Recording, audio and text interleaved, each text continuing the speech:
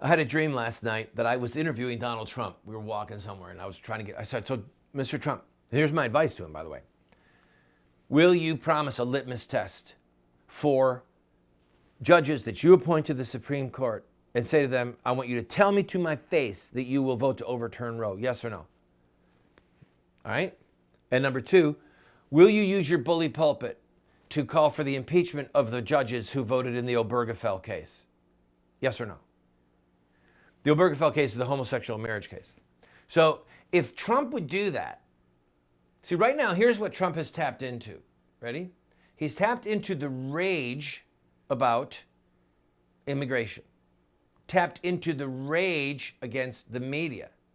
There's one last place he could tap that would give him another 10 points, in my opinion, or 12 points right out of the chute. Tap into the rage against the Supreme Court. Tap into that rage. And by the way, if it's not Donald Trump, if Ted Cruz would stop talking about a constitutional amendment, or Scott Walker about a constitutional amendment for marriage, or to say how we're going to have the judges on the Supreme Court have only so many years, or we get to vote them in or out, or retention vote, forget it.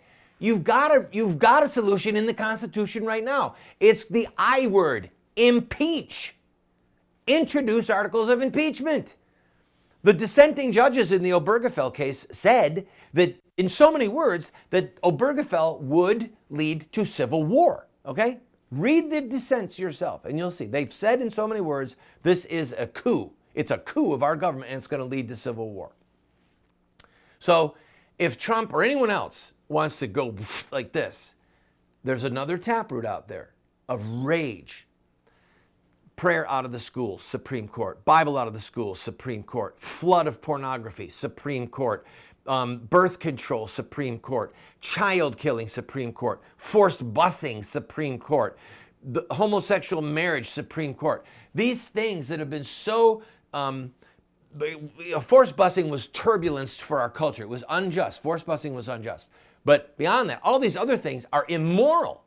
All right? There has been a flood of immorality, violence, perversion, bloodshed on our country, come right through the funnel of the Supreme Court. And there's a lot of people out there that get it. And if someone will tap into that taproot of anger, they're going to have a whole bunch of people bringing pitchforks like there are people bringing pitchforks over the immigration thing. All right, let's go to Lindsey Graham.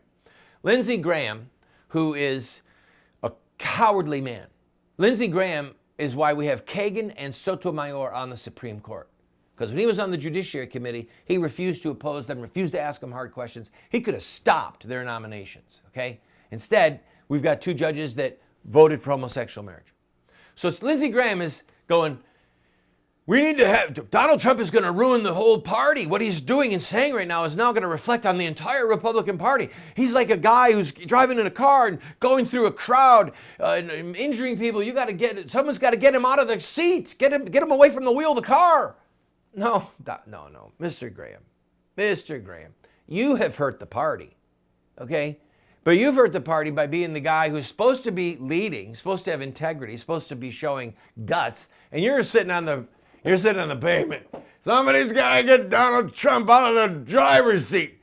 Can I have more Boone's Farm, please? Fill her up. I love power. I love being on TV, and I love it when people call me Mr. Senator, and I love it when I get to say that the Republican Party is the best thing going and Donald Trump's a bad guy. Somebody get him out of the wheel of the car. Lindsey Graham, the reason you're being ignored is you're a pillar of jello. Okay, you're a pillar of jello. And the Republican Party has got its image problems, not because of Donald Trump, but because of you. You're why the Republican Party has an image problem. It's one of gutless, spineless treachery. And that, you should wear it right there, Mr. Graham, right on your suit.